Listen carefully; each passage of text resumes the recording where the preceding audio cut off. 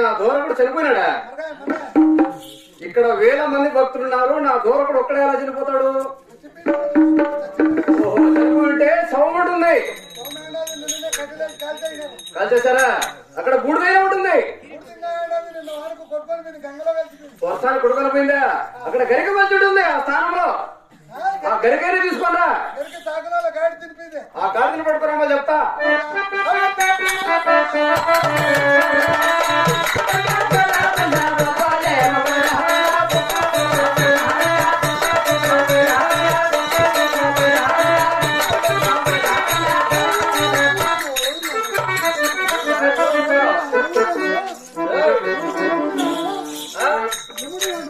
ఎముడు యమలాపురం ఉంటాడు, ఇక్కడ రాడు ఎముడు.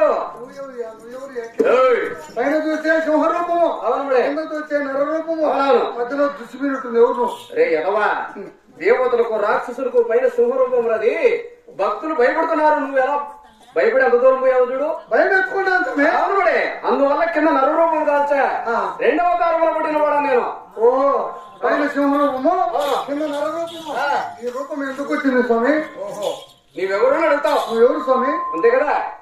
దూరంగా నా పేరు చెప్తా విను, పదెంబరు అడుగు. నీకు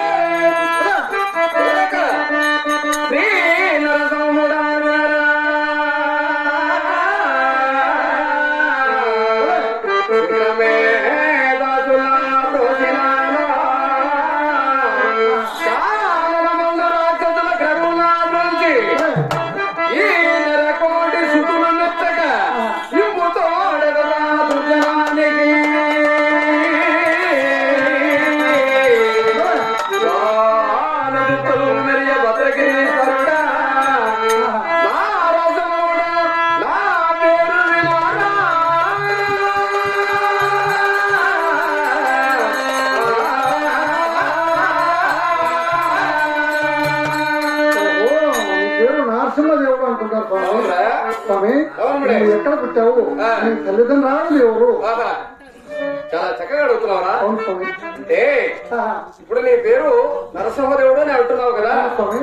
అంటే నేను ఎందుకుంటున్నావు తెలిసిన, ఈ భూలోకంలో భక్తులందరూ కూడా ఇప్పుడు ఇంతకు మునుపు ఏమంటున్నారంటే నరసింహదేవుడు అనేవాళ్ళే. అవును స్వామి. ఇప్పుడు ఒక పేరు పెడుతున్నారు ముద్దుగా. ఏమన్నారు స్వామి?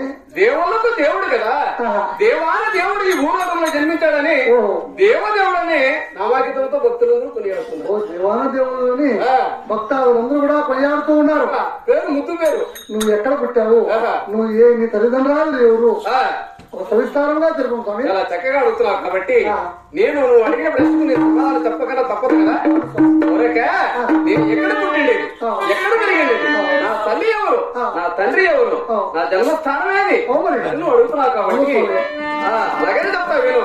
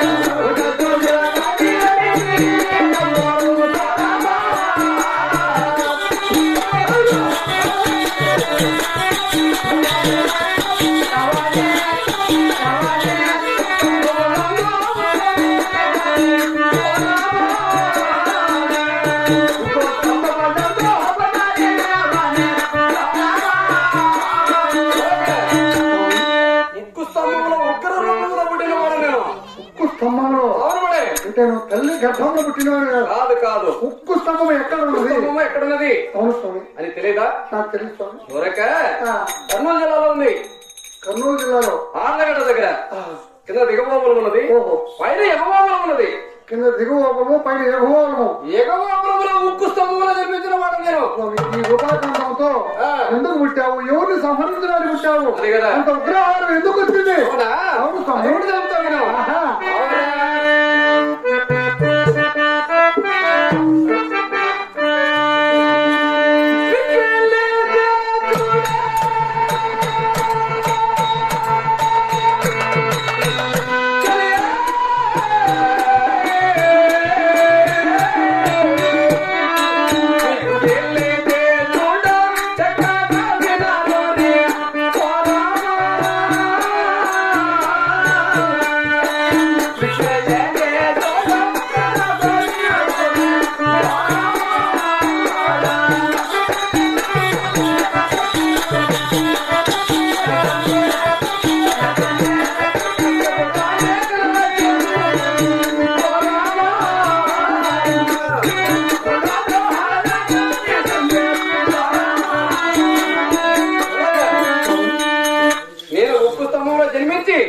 నా విరోధైనటువంటి హిరణ్యకశిపుని సంహరించి నా భక్తుడైనటువంటి ప్రహ్లాదును కాపాడుకోవడానికి సుమావతారం వచ్చింది కదా. చాలా చక్కగా చెప్తున్నా స్వామి. ఎందుకంటే ఉక్కు స్తంభంలో పుట్టి హిరణ్యకశిపుని సంహరించి ఈ భక్తుడు అయినటువంటి ప్రహ్లాదును కాపాడుకోవడానికి ఈ రూపాకారం వచ్చింది నాకు. చాలా చక్కగా చెప్తా. ఏం నాగేంద్ర అంటే వెళ్ళిపోతాను కానీ ఏమడుగు స్వామి. ఇప్పుడు ఈ ఉక్కు స్తంభంలో జన్మించి ఈ భక్తుడైనటువంటి ప్రహ్లాదుని రక్షించాలంటే భక్తాలందరూ సంతోషము. ఆయన ముందు జన్మంలో ఏ అవతారం వచ్చావు? ఎవరిని వివాహం ఆడావు? అంతకు ముందు జన్మంలో ఎవరిని వివాహం ఆడావు? ఏ అవతారం పుట్టావు? ఏ గర్భమందు పుట్టావు? జరిగింది చక్కగా అడుగుతున్నావు కాబట్టి, నువ్వు ఇంత ముచ్చటపడి అడుగుతున్నావు కాబట్టి చక్కగా నీకు సమాధానం చెప్పగలను కదా. జరిగిపోయిన కాలంలో ఈ అవతారంలో శుభావతారంలో హిరణ్యకశిపుని సంహరించావు. తదుపరి నువ్వు ఏ యుగంలో ఏ రాక్షసులు సంహరించావు, ఏ శ్రేణి కళ్యాణమాడావని కూడా నీకు తెలియదు కదా. అది కూడా తెలుస్తా విను.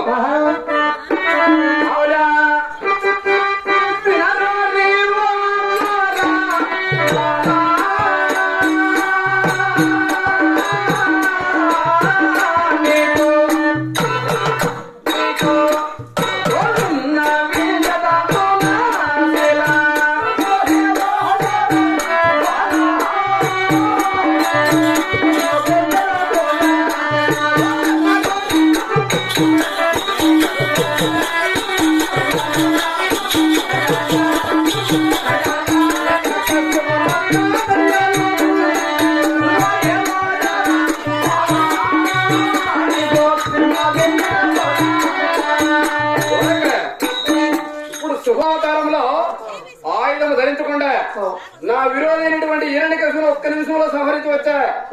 అవును. ఇప్పుడు రెండో అవతారం అడుగుతావు. అవునా? అది కూడా చెప్తాను నేను.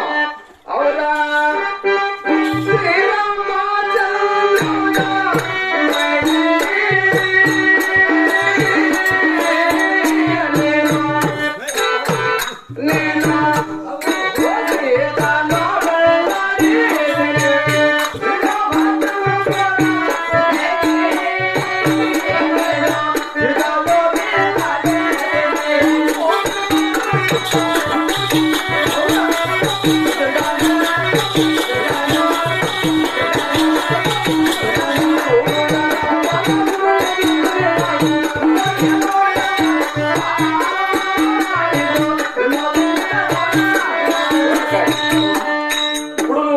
అడిగావు, ఇప్పుడు నువ్వు సమాధానం చెప్పు. త్రేతాయుగమున అవును శ్రీరామచంద్రుడు అవతరించి మహాతలైనటువంటి సీతామహాసాసుని పెళ్లి చేసుకుని అవును 10 తలకాలు కలిగినటువంటి రావణ కుంభకర్ణాలని కూడా క్షేమంలో నుంచి సీతాదేవిని కళ్యాణం చేసుకుని శివదర్పించినటువంటి మహనీయుడు నువ్వే వస్తావు. అంతే కదా మరి. ఇంకా అవతల యుగంలో ఏం చేశారు? అవునా? ఏ ఉదాహరణ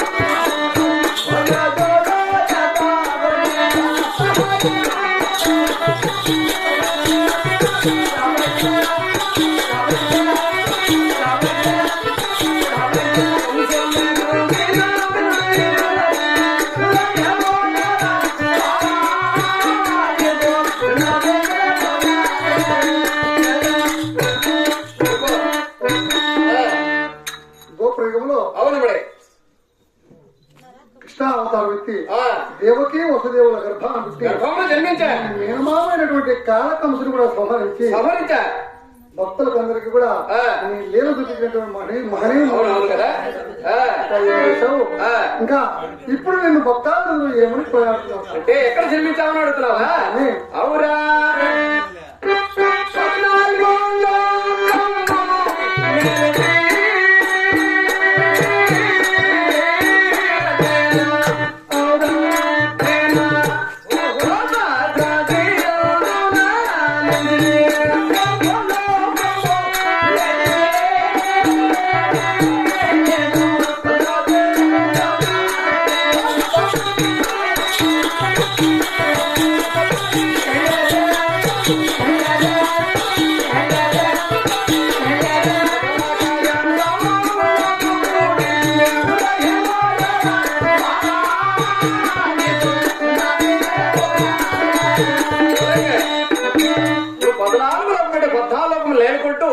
ఇప్పుడు గరుడాద్రి భక్తులందరికీ నమస్కరిస్తూ సుస్థిరముగా ఏ ఇబ్బంది లేకుండా సకల సంతోషంతో జీవిస్తున్నాం కదా భక్తులందరికీ దర్శనమిస్తూ భక్తాల చేత పూజింపబడుతున్నటువంటి మహనీయుడు ఇప్పుడు భక్తాదులందరూ నిన్ను ఏ రూపమున ఏమని ఏ నామంతో కొనియాడుతున్నారు స్వామి ఇప్పుడు మంచి ప్రశ్న అడిగావు కాబట్టి ఇక్కడ భూలోకంలో జన్మించావు కదా ఇక్కడున్న భూలోకంలో భక్తులందరూ కూడా నీ నామస్మరణ ఏమని చేస్తున్నారు అని